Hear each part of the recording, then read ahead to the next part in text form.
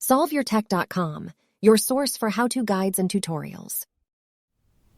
Welcome to our video about how to delete contacts on iPhone 15.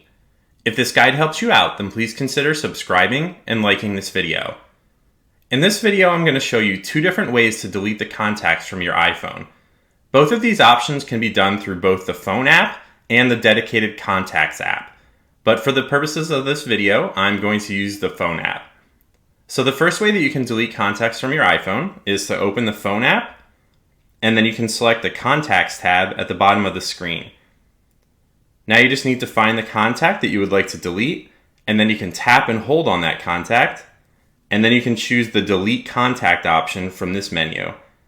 Now you just need to tap the Delete Contact option again to confirm, and then that specific contact will be removed from your phone. Now the second way that you can delete a contact from your iPhone is to select the contact from the contact list, and then you can tap the Edit button at the top right corner of the screen. Now you just need to scroll all the way to the bottom of this menu, and you can tap the Delete Contact button that appears there.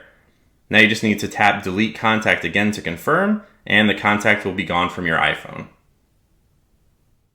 Make sure to like this video and subscribe to our channel to see more tech guides like this one.